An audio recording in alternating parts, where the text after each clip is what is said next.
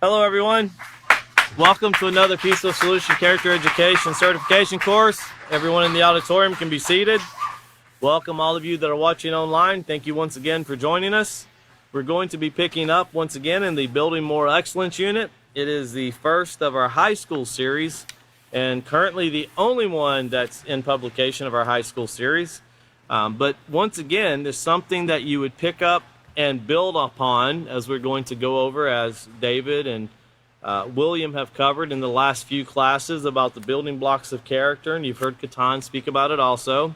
But you would go through the junior high series. So if you're watching these classes, I encourage everyone to go back to November of 2021. If you haven't seen those classes, they're there online.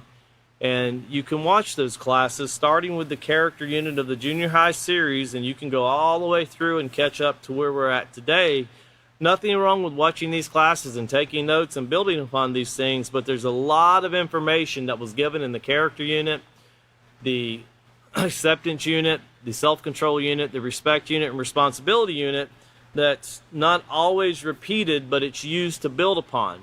So it's extremely important to have those things in your mind, have those notes in your books, and of course keep those things going. Keep building upon your notes, and when you go to teach your classes, it makes things come together a lot better. The continuity flows, and it really helps with building the character in your students, but starting with ourselves, but building it in our students. And that's truly what we're looking to do, is accomplish building positive character. But tonight we're going to, one of the very few times, we're going to spend pretty much a whole class talking about the negative side of character and trying to understand how that these things are a choice. And we've talked about that for many years now in these classes, about how these choices determine the outcome of our lives, the outcome of our character.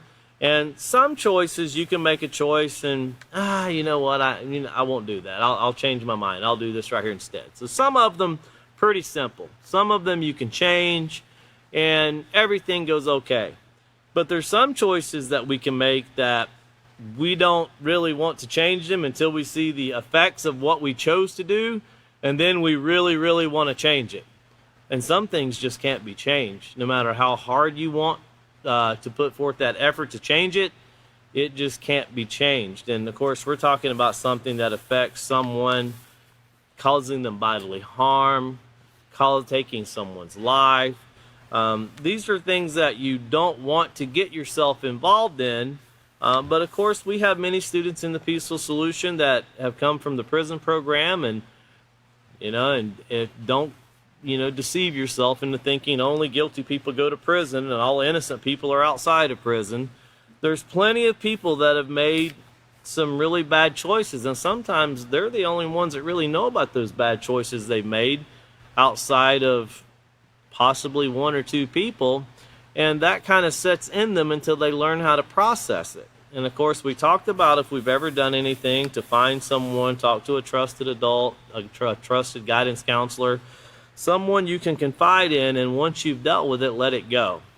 And that really helps to alleviate the negativity that we're going to talk about tonight, just so we can be informed. And that's why we're going over this, is to be informed. So if you'll be turning over to the procedure section here in the first chapter, it's found on lesson plan 1, page J. We're going to be in procedure 5. We completed procedure 4 last class, and that was speaking about and discussing positive character traits. Tonight we're going to discuss negative character traits, and it says to have the class turn to the section entitled Negative Character Traits, found on page 25. Students can compare their list of negative traits as they record them on the board with this chart. Have students complete the scenario on pages 26 and 27 individually, or they can be dramatized for a more interactive activity. Remind students that having these traits as a part of their character can result in hurt feelings, poor communication, and physical aggression. So as a teacher, when you're reading this, you also know that let it remind yourself of what you read. Anytime you see poor communication, or a failure in communication, always remind yourself and remind your students the foundation of all positive communication begins with respect. That's what we learn in the respect unit. And it's extremely important to always remind ourselves of that, because we can become disrespectful to others. And when we do that, the communication will always fall apart. It will never be successful. So if we ever have a situation, have you ever got upset? Think about this. Have you ever got upset over a situation that you're not able to find a remedy to? So disrespect starts, which means you're definitely not going to find the remedy to the situation. You know, and we all fall into that, where we feel like we have to raise our voices, we have to be derogatory, say a couple derogatory words, insult a couple times, and for some reason in our minds we reason that that's going to get us somewhere going the right direction. But that's really like trying to go north and you're driving south. It really makes no sense, and it's really extremely counterproductive. You know, it just won't work. So tell your students to turn to page 25, and we're going to turn over to page 25. And you see here the negative traits of character, and we're going to read that first paragraph, and we're going to remind ourselves of some things that we've already covered in this book, just briefly, and then go forward into this. But notice here it says, in contrast to the positive, so this is compared from, night to day. Black, which is the darkest color, to, I think, brilliant white is the brightest color. Whatever you can find that's two opposite ends of the spectrum, that's what negative is to positive. And if you don't want to do this with your students, but if you've ever had a car battery, I'm sure there's a lot of videos where you can find it. YouTube's full of people making really bad choices. If you ever tried to charge a car battery, or you tried to jump off a car, and if you cross over the positives and the negatives, it doesn't work too well. Doesn't work well at all. In fact, you can actually cause a battery to explode like that. But give them some examples of what takes place even outside of you and I, just choices or positive and negative things. You can use batteries or whatever you can find with polarity. You can even use magnets where you show them push apart instead of pull together. But just use something to show how separate these things can be. And this is the difference in positive and negative can literally and will eventually come down to life or death. And that's pretty final. That brings some finality to things. And people might think that, well, that's kind of really stretching it there, isn't it? I can set you up to talk to a lot of people that can explain to you why negative choices bring death. In fact, we've talked about how negative choices lead to 46 million deaths every year just because people aren't responsible or people aren't taught better. And if you're not familiar with that, go back and listen to our classes where we talked about the abortion rate that takes place. Anytime a life is lost, that's a very negative thing. But it doesn't start with the abortion. It starts long before that. And the lack of education and the lack of self-control and the lack of responsibility. So many things tie into that. And of course, sometimes, and I know there's a million questions that can come up when you bring up that topic, but it always starts with someone doing something negative. It's not possible to get a positive out of negatives. It just doesn't work. Unless you've learned your lesson, but still someone or something had to suffer. So continuing on here, it says, in contrast to the positive, beneficial character traits we just reviewed, negative character traits such as hatefulness, aggression, disrespect are harmful to the individual and those around them. These traits promote immoral principles that negatively affect others and their possessions. So not only do you hurt yourself, you hurt all of those that are around you. So with that, go back over to page 6, just to rehearse in our mind what we've learned so far. Because these moral principles, you notice we just read about immoral principles, but we talked about moral principles on page 6. And at the very top of the page, we're learning what the difference between character and personality is. And we read here that character is a combination of our morals and beliefs that dictates how we treat others, our environment, and ourselves. It is the basis on which every thought, action, and decision is derived, and it is the means by which we distinguish between right and wrong. The most important thing, if you don't have it highlighted, truly highlight it, circle it. If you could put, flashing arrows on it would be great. But it says the combination of your morals and beliefs. How much do you believe that those rules are beneficial? You can have rules all of the time. You can have rules everywhere you go. If you don't believe they're beneficial or you don't think that they're important, if someone hasn't taught you that they're important, or if someone hasn't shown you the benefits of these rules, well, you'll just throw them out the door. I don't really need that. Someone else telling me what to do, that's the last thing I need. It doesn't make sense to create a rule that helps others, proven to be beneficial, and then ignore the rule. It doesn't make any sense at all. In fact, that's kind of the very definition of stupidity, really. Well, yeah, I see it's benefiting everyone, but I don't really want it. But I want everything that comes with it. It's a form of laziness. I want to cut corners, but I don't want to keep the rules. But once again, character, notice, is a combination of morals and beliefs. And then you see the section here, it says the importance of morals to character. Remember, morals are rules. That's exactly what they are. These morals are rules, and it's either the acceptance of these rules or the rejection of these rules that actually determine whether your character is positive or negative. Still on page 6 here, down to the section entitled The Importance of Morals to Character. Notice one of the key factors that separates and distinguishes character from personality is called moral principles. That's these rules we're talking about. In general, moral or ethical principles are universal.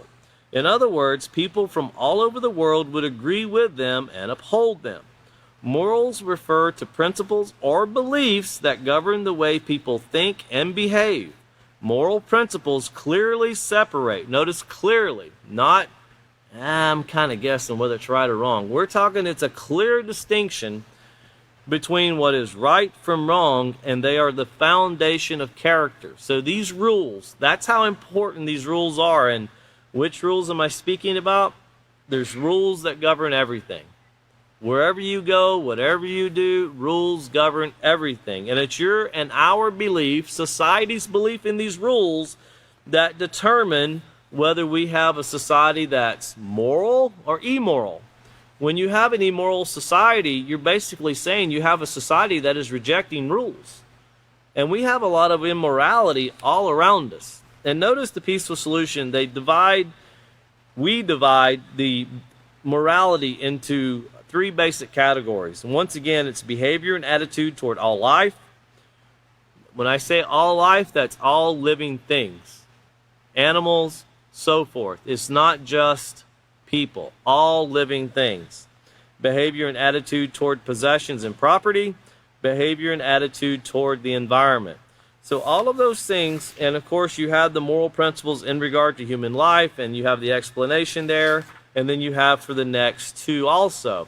So make sure to always go back and read those, rehearse those in your mind, and then let's go over really quickly to page 19. Notice these morals, these rules, these principles, they're the foundation of which character is built. And then here on page 19, we read about the building blocks of character. And once again, we want to just read about the combination here. It says, of your moral principles, values, environment, and influences are interwoven to make up your character. So once again, a combination of all these things. Your moral principles, that's the rules that you have, you've been taught, you've been given, that you know about. Values, well, that's how much you value these things, whether you deem them to be important or not. The environment that you're in, that can be your school, your household, it could be your city, but it's talking about the environment that surrounds you. The influences, those are the things that are allowed into your environment. Could come through television, could come through a cell phone, could come through a radio, could come through an individual. Notice these are all interwoven to make up your character. And when you think about all of these things coming at you, bombarding you from every direction, it can get pretty complicated. In fact, for a young adult, it can be extremely complicated, because for an adult, it can be very complicated. So even for someone that might be a little younger, that's not so aware of how things are going, it can be very confusing. But continuing on here, it says your character consists of traits that are similar to building blocks and can be categorized as either positive or negative. Positive traits are beneficial and advantageous to yourself and others. They support and uphold moral principles that govern your behavior. Once again, those are the rules. That is truly what makes or breaks us from being positive or negative, are these rules and our adherence to these rules. For instance, honesty, compassion, and respect are just a few of these positive character traits. So with that in mind, turning back over to page 25 and looking here at a list of negative character traits that, of course, we covered the positive ones, William did, there on page 20. So we're going to look at the opposite, the totally other end of the spectrum. These are things that you have to be honest with yourself. We have to be honest with ourselves. When you read these, if you had to raise your hand for every one of these that you find within yourself, if you're honest, you're going to raise your hand on every one of them, that you've seen this in yourself before. And we're going to talk about why. But we all fall into these categories. And it's something that as we learn and as we grow in building positive character, this grows further from us. But don't deceive yourself into thinking you're completely exempt from it, because it's still there and it will come up and it will surface sometimes when you least expect it. Sometimes when you're dealing with something that's of the utmost importance, that's when you can allow these things to come up, because things might not be going your way or you might be frustrated. So you lean into these negativity. You resort back to the things that you knew didn't get us anywhere, but we tried anyway. You know, it's kind of like every time you go up to the door, you try to open it with your head instead of your hand. You can beat your head on the door all you want to, but it works a lot better to use your hand. At least you can get in with your hand. With your head, you just walk around with a headache, and that's about it. Well, here's the following. It's a list of negative character traits. Now, notice it tells us to become familiar with them in order to eliminate them from our character. So that's why we want to become familiar with them. And by doing so, we're taking care of the first one, which is being uneducated. Notice it means making a decision without getting all of the facts. And there's sometimes something that's very important that we need to understand. Especially if you're a child, you're dealing with mom and dad. If you're a worker, you're dealing with a supervisor. If you're a student, you're dealing with a teacher. As the student, as the child, as the employee, it's not always your job to know every little detail to what's going on. You know, and I've heard people go, well, I need to know all the facts to this before I can do my job. No, you don't. You just need to know what your part of the job is so you can do your part. I learned a long time ago, you never want to know the whole thing. It becomes too much if you know the whole thing to everything and you're trying to know the whole thing to everything. Mentally, it will wear you down to the point to where you won't accomplish much of anything. You know, the one thing we learn in life is what is our part and what can we do, and do that with everything we have. And when everybody does that, it works well. And I've had people tell me, oh, no, I don't agree with that. And it's okay. Well, just imagine you pull up to McDonald's or Carl Jr.'s or Wendy's or Chick-fil-A or whatever you want to throw in there. You pull up and you go to place your order.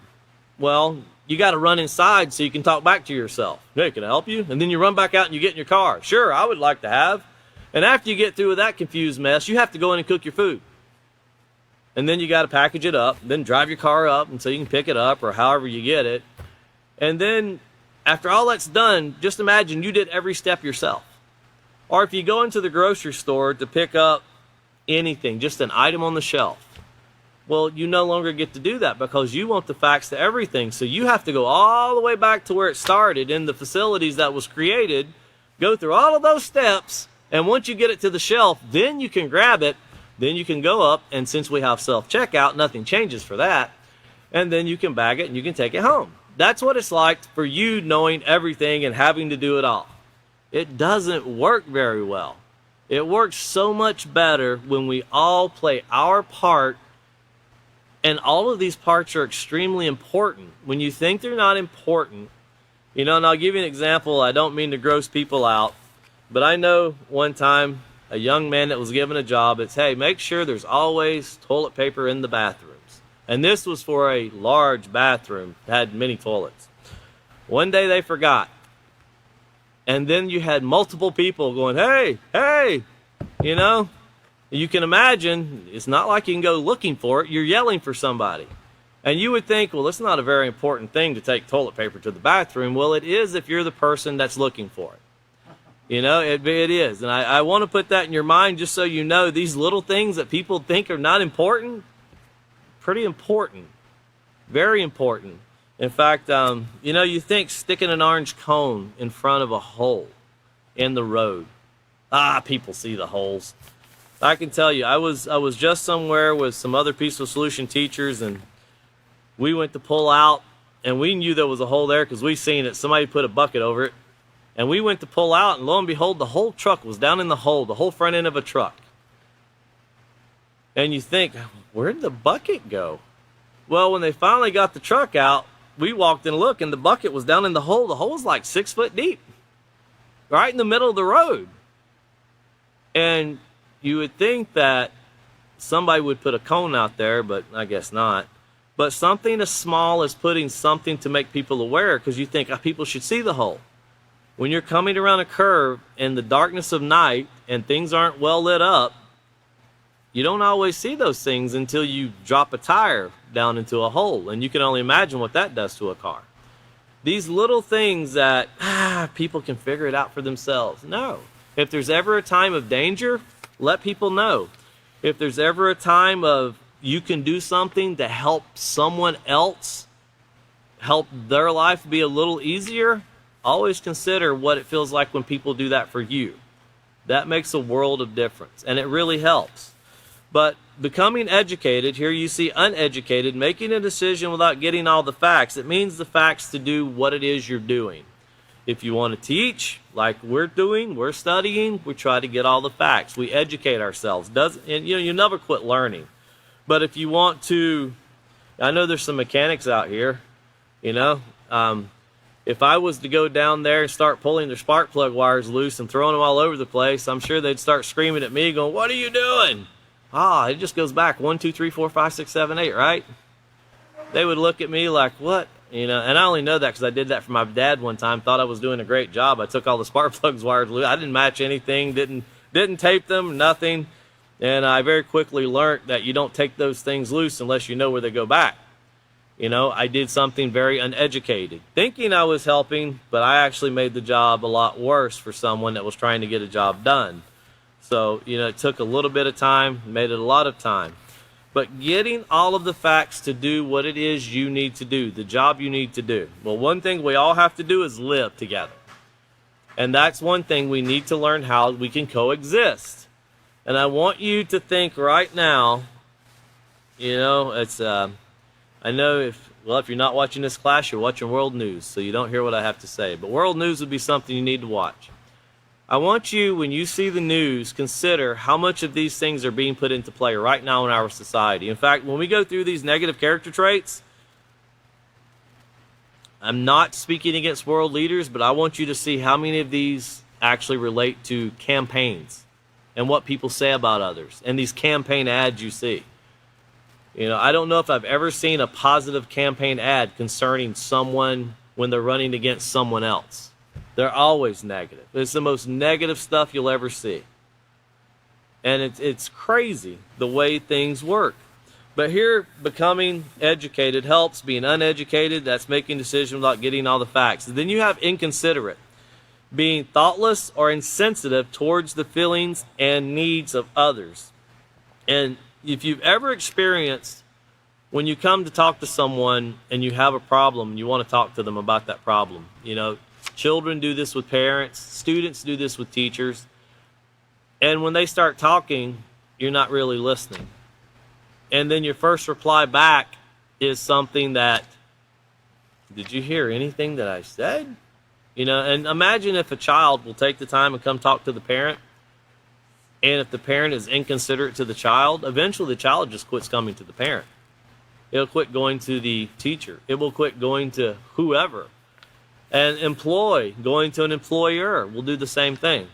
Whenever we have something that's important to us, remember we went through in the character unit, and we're going to go through in much more detail in this unit, about leadership and the qualities of listening, being an active listener. That is something that can be hard for all of us, because sometimes we all want to speak about what we think, but sometimes we just have to listen. And that's one thing that I noticed the author of The Peaceful Solution, for many years in dealing with him, I've seen people, and I myself did it a couple times, and I need to learn, because I have friends that are great listeners. They will never speak if you're speaking. They will not dare interrupt you. I, on the other hand, tend to talk a lot, and I need to develop a better trait of listening. But the author of The Peaceful Solution, I noticed if he was speaking and someone interrupted him, he would just stop, and he would wait till they were done, and he would make sure they were done, and there would be a pause of silence, then he would start speaking again. But really, when we find ourselves doing that to others, we should realize that, people have things just as valuable as we think our words are. Their words are just as valuable. And if someone takes the time to come speak to you, not argue with you, but to speak to you, to us, we need to be considerate about what they're saying. Otherwise, we won't have a value of even a friendship. Being inconsiderate can cost people friendships. It can break trust. It can make people feel as though they're completely worthless. And then you see here the next one is being indifferent or unconcerned. It means uncaring or unsympathetic. And it's really not having empathy and putting yourself in the other person's shoes and understanding what they're going through.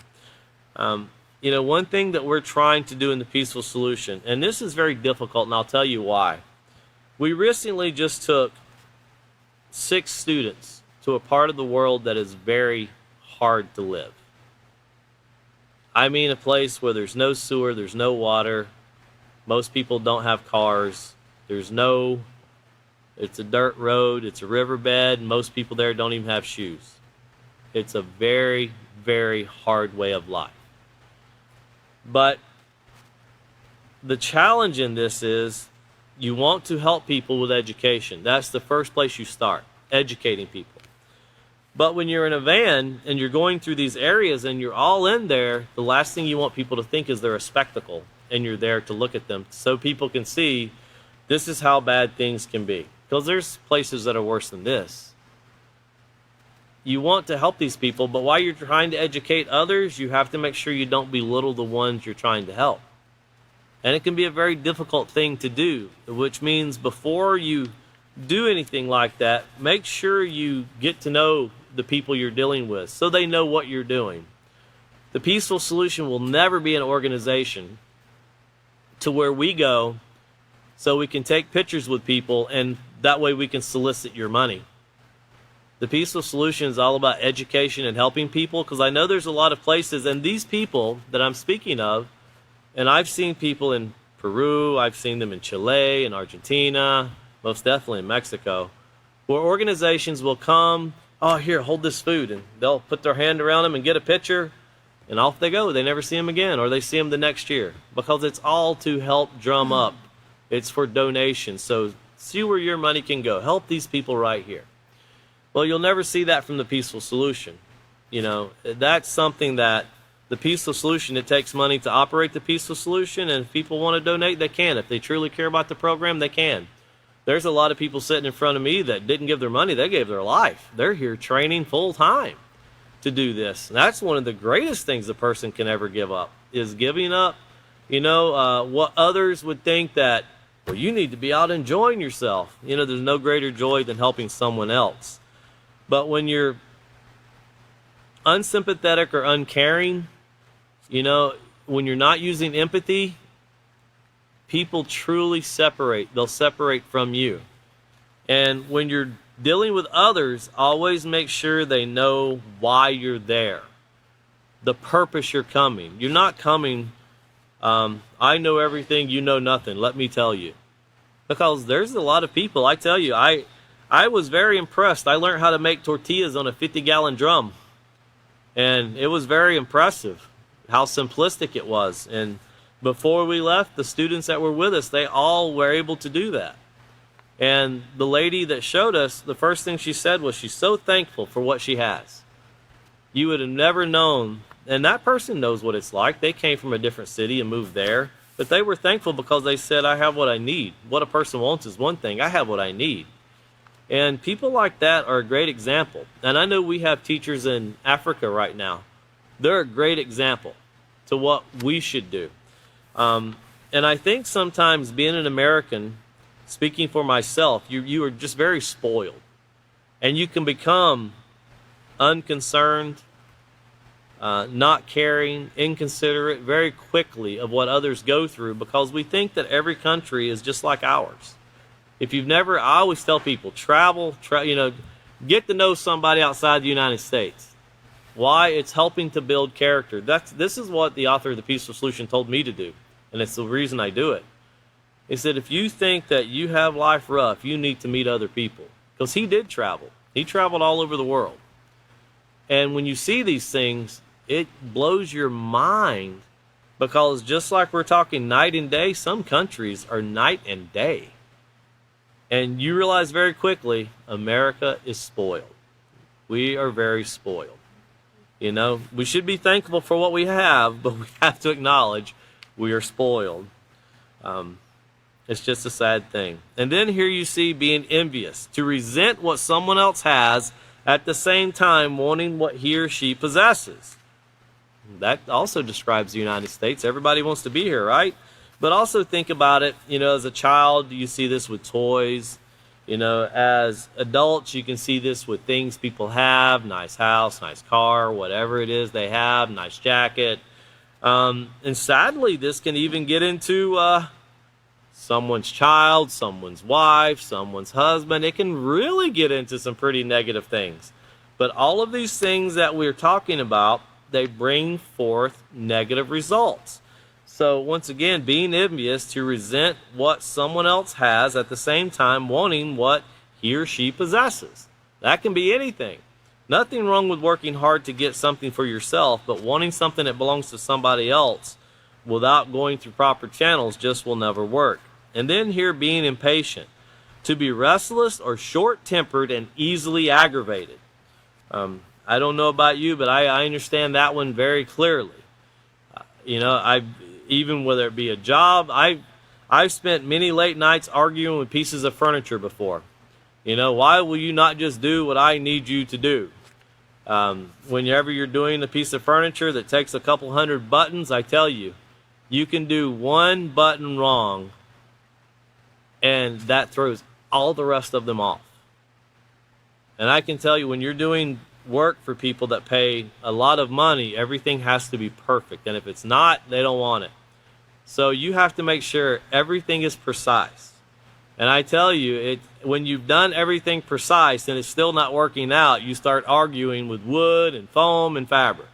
Even though it's not listening and it's not going to help you, you think it's going to help you do something. But, when you think about that, think about also doing this with other people. And then you have here, uncompassionate, which is a lack of concern for the needs of others. The first thing we can do to help someone else is education. As we learn in the responsibility unit, and I talk to a lot of other organizations and people that represent other organizations. And one of the most frustrating things I find in dealing with others, and I don't fault them for feeding people, but people like to come and say, hey, I usually take people out here, I'll go take them a meal a week is what I do. So I make sure they get a meal a week.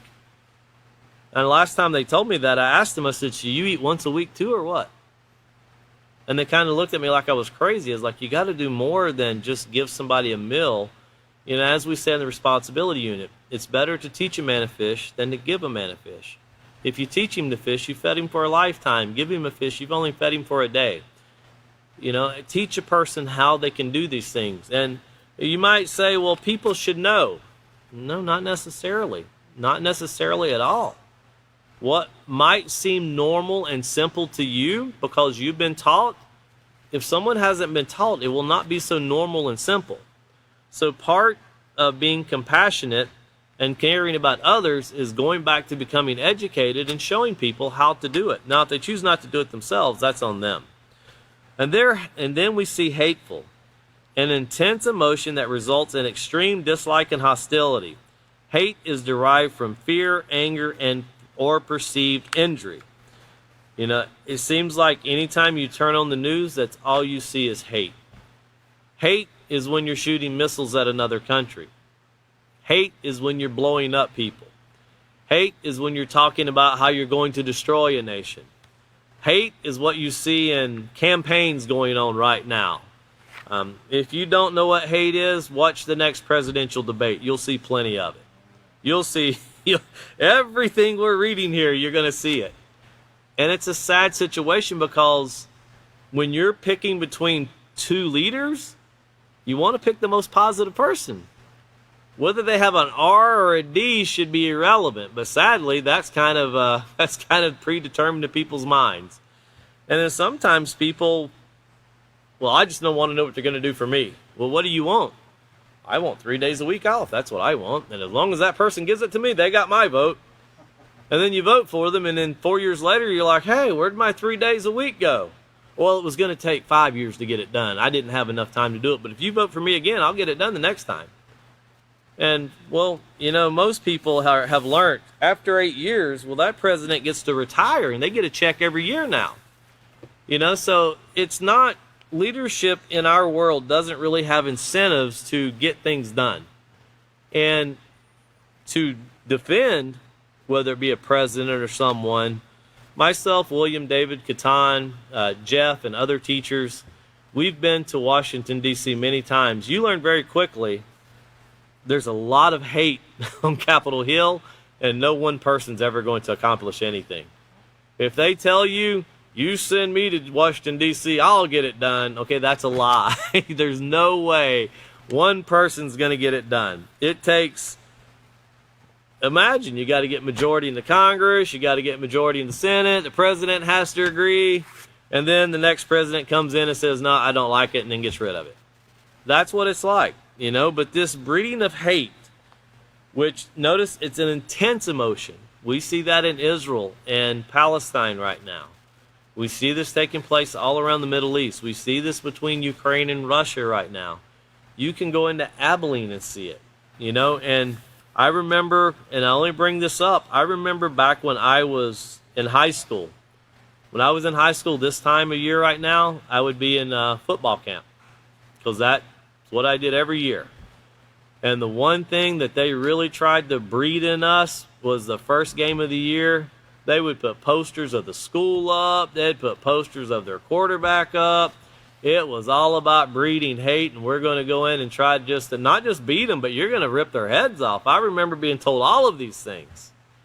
And they'd put heads on the, the pads we used to hit, the sleds we had to hit. They'd put pictures on them. They'd do it. They'd tell you, you know what they said about you, and they would try to build this up in you to where you went out there. That was the first thing you wanted to do. It wasn't even about football anymore. It was about getting even. We'll get to that eventually, but that's kind of what was bred into us. And then, of course, you see here being unforgiving, unable to forgive others for wrongdoings, being cold-hearted. How many people here have ever asked someone to forgive them? Pretty much. If you haven't asked someone to forgive you, we'll get to being proud and arrogant eventually, because you'll find out that falls within it. You have to humble yourself to ask someone to forgive you, because that means you got to acknowledge you did something wrong. It's very easy to stand up and go, I don't need that. I'm the supervisor. I'm the boss. Don't tell me what to do. Or I'm the teacher. Sometimes students can teach us very great things. My children have taught me some really decent lessons before. So never put yourself above and think you can't be taught. Never think that, well, I'm older than that person, they can't show me anything. Age really doesn't define knowledge. What defines knowledge is how much a person has been taught over their life and how much they have put that into use and studied to retain it. And then you see here being revengeful. It means to seek retaliation or to desire to get even. You know, and this can be a challenge when you're going through things where people, they do something to destroy something that belongs to you. They steal something from you. I've had situations where people have offered, because of things that were done to me, I've had people in very high positions say, oh, don't worry, we'll go do this, and we'll do this, and we'll get it taken care of. And me and another peaceful solution instructor was sitting there and was like, oh, no, we can't do that. Oh, yeah, no, I'll just put this in their vehicle, pull them over, we'll arrest them and say they were hauling it around, and then we'll take this and you'll get that back and they'll go to jail. But that has nothing to do with my problem. That's not what I'm here for. Don't worry about them. I'm not worried about them. I'm worrying about what I've been taught and what is right and wrong. If I have to do something wrong to get back something that belongs to me, I don't want it back. They can just steal it. If I can't get it back the right way, then I just won't get it back. And I can tell you, when you say stuff like that, people will look at you like, are you crazy? In fact, that's what he said. Except he said, ¿Er tú loco? I would rather, and I know that's what the peaceful solution teaches, and I know people in the peaceful solution that are the same way. If we have to be deceitful about it, which is the very next one, no, we're not interested in it. We want to do what's right. You know, one time the author of the peaceful solution, he pulled something from John F. Kennedy. He said, ask not what the peaceful solution can do for you, but what can you do for the peaceful solution? Well, the greatest thing we can do for the peaceful solution is uphold making positive choices and being an example to others. And of course, being revengeful is something that is very enticing. It's something that can be really strong in your emotions, but of course it's something we have to avoid. It only brings forth a deeper battle, a greater war. And then of course the very next one, being deceitful, it means to purposely mislead. You know, to either hold back things. You see this in the workplace a lot. People like to see others fail, just so they can slip inside and be the, I got it done. You know, well, they could have got it done too if you hadn't have did what you did. You know, you see this in school. Students really like to try to mislead their parents sometimes. But being deceitful, when you think about deceit causing harm to someone else, you know, causing harm to the environment. Being deceitful is something that, once again, just turn your TV on and you'll see all of these things right now taking place. You know, I like when, I say I like, I'm more humored by it. I don't really like it, I'm humored by it. Whenever a president or a person who's running for president, they'll give these speeches. And if it's a Democrat, you know, let's just turn over to Fox and we'll see what they got to say. Or if it's a Republican, you just watch CNN or MSNBC. And the first thing they do from the speech, they do a fact check. Well, let's tell you how he lied to you. And they'll go through all of these points where they, oh, no, they weren't honest here, they weren't honest there, they weren't honest here. And I want you to think, this is how bad deceitful can be. And I watched this today on purpose. I went back and I pulled it up. When they sentenced Saddam Hussein to death, and all of his cabinet members, they either sentenced them to death or they sentenced them to prison, 15 years. Just for the United States to come out later and go, man, he really didn't have that stuff after all. Oops, I guess we made a mistake. And I remember Colin Powell, who was on the, I think it was the U.S. Secretary of State at the time, how much he said that was the greatest regret he had in his life was giving the speech to Congress and Senate that Saddam Hussein had weapons of mass destruction. He said that he gave that speech on what information had been supplied to him, and he realized that he deceived them, and it led to the man's death. You know, and he gave an honest, you can watch that interview too, you can pull it up on YouTube, but he said that was the greatest regret of his whole political career. Was he actually gave a speech that was deceptive, that he thought was true. So it's not that he was trying to be deceitful. The information he was given to do his job was not correct. So think about that also. If you tell somebody something, and if you give them information that's not correct, that just falls down the line. And then, of course, you see here being disrespectful. It means lacking courteous, esteem, or honor. Remember, that's also to yourself or to others. And then aggressive. To be hostile, violent behavior that can be both physical and verbal. And of course, that would derive from rage. Remember, that's uncontrolled anger, being aggressive. And you can do this in many ways. Body language, tone of voice, a lot of different things play into this. Not just hauling off and punching someone, or I'm going to be passive aggressive. I'm just going to go let the air out of their tires. That's what I'll do. I won't confront them directly. I'll just take the little stem in their tire out and they can't fill it back up, and they'll learn from that. Well, no, not really. And then unreliable, someone that cannot be depended on. And that's something that you learn as a youth going through school. It doesn't work in school, but you can kind of get by with it. No one's going to fire you from school. They might send you to in-school suspension. They might call your parents because you're coming late, but they're not going to fire you. But whenever you grow up to get a job, if you can't be dependable, no one's going to want to give you a job. In fact, I remember back when we had newspapers, I think they're still around. Most young people probably don't even know what a newspaper is. I remember I would get them for fun just to go through the job section, just to read them, just to see what people were doing. And that was my entertainment when I was growing up. But every time you would read it would say wanted, reliable, dependable. I never seen any job application or ad that said wanted, unreliable individual, can't be trusted. You'd almost want to, if someone showed up for that job come payday, where's my money? Oh, you can't trust me either. There's no pay for this. That person would really, well, no, you need to be honest and reliable. Well, it would change very quickly. But, you think about this, when your children are growing up, when your students are in your class, you can't let unreliability slide, this not being depended upon. It's something that has to be taught, and it has to be strengthened like a muscle. And then you see disloyal, unfaithful and uncommitted to a person or cause, treacherous and deceitful.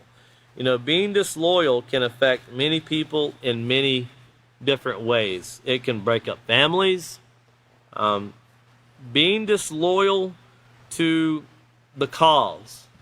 Think about being disloyal to the peaceful solution. Not that we're going to terminate your membership, but think if you come into the classes, we come into these classes, and then we leave and we're inconsiderate, we're unconcerned, we're envious, we're impatient, uncompassionate, hateful, unforgiving, revengeful. Think about what that looks like when people go, and that person goes to a peaceful solution class? One thing that I know all of the teachers that sit up here will never be able to do is tell you, we don't need to go through this. That would be a lie, okay? That's not being honest. We need this as much as everyone else. And part of teaching these classes, one of the greatest things is you're always learning yourself. And you're learning with others. And it's extremely important that we rehearse these things, because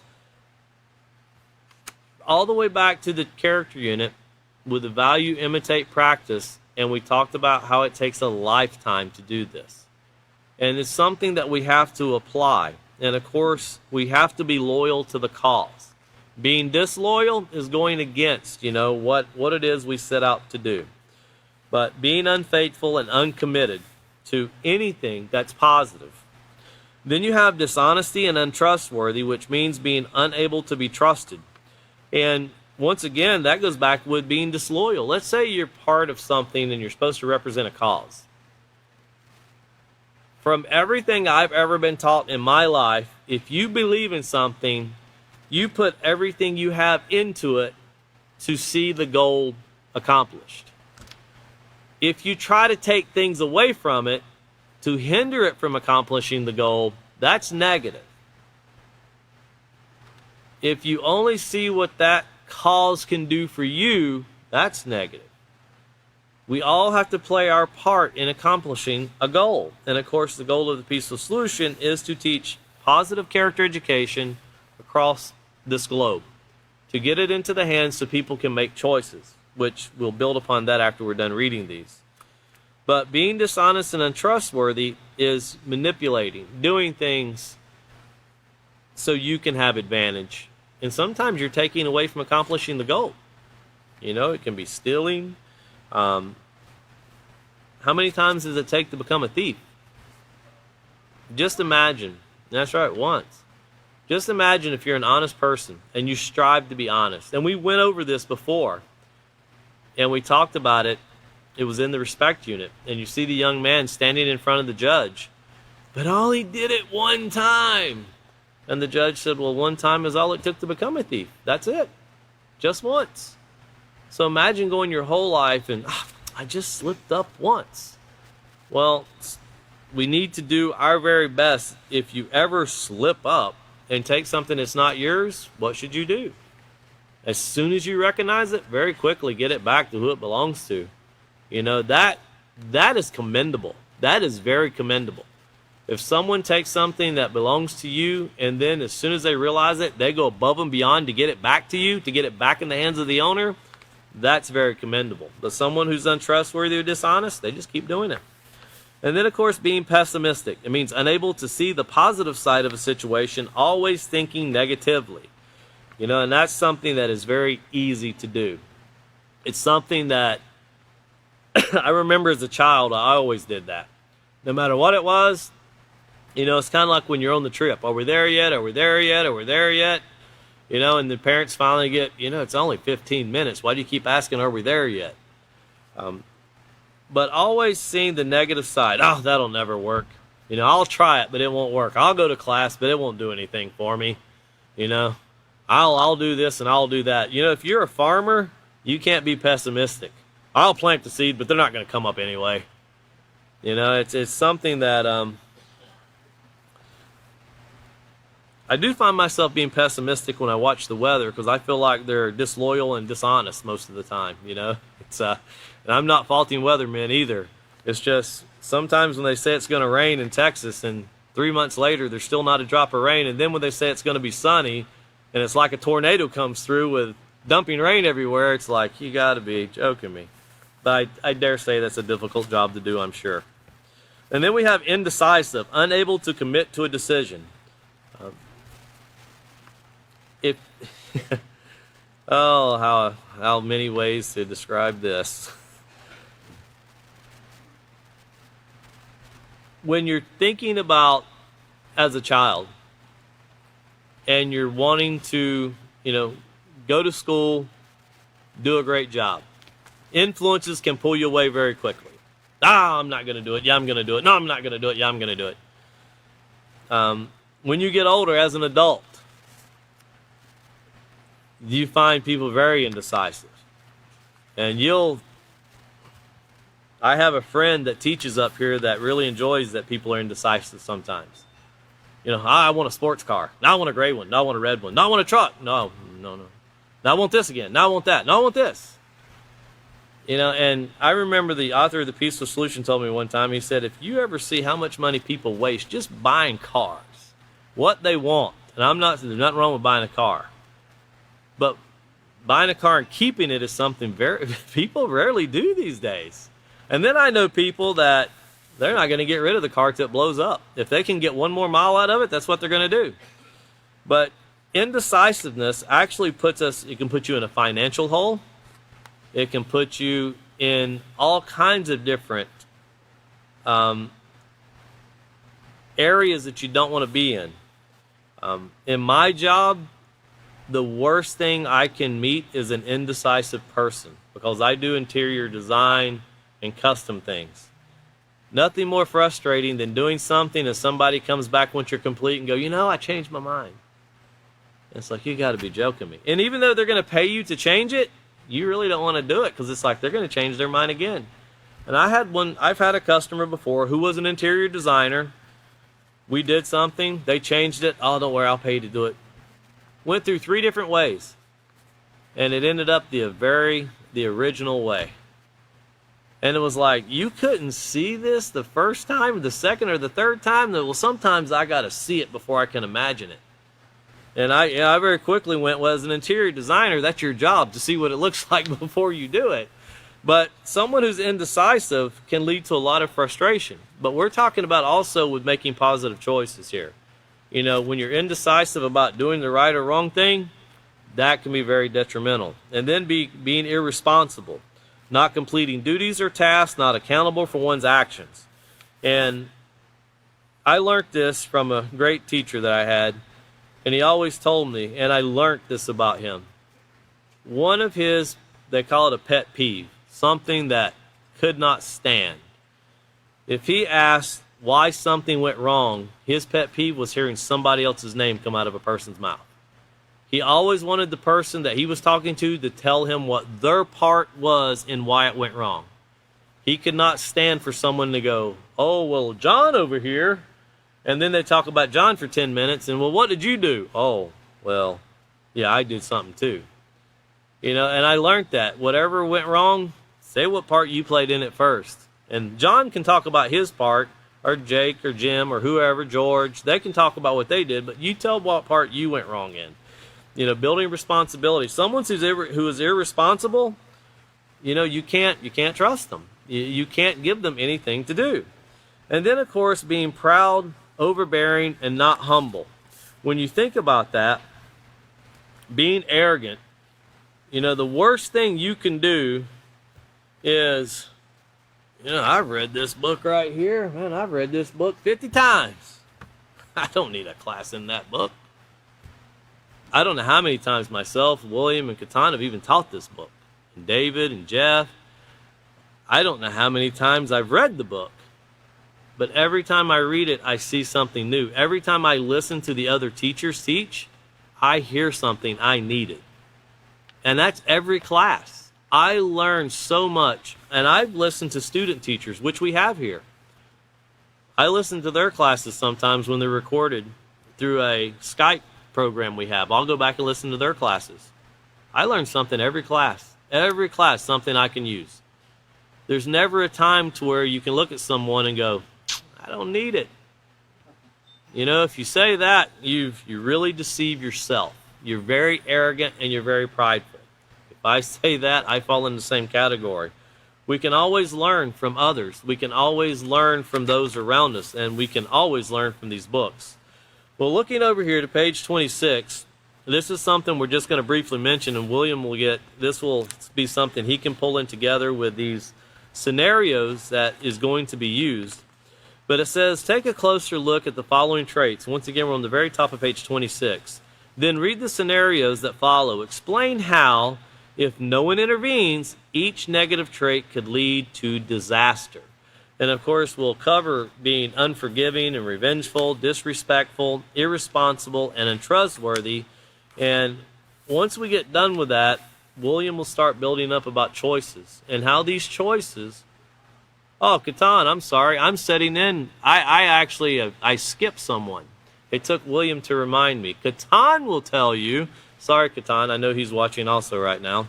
Catan will tell you about how these things are the very basis of these choices really determine whether we are a positive or a negative person.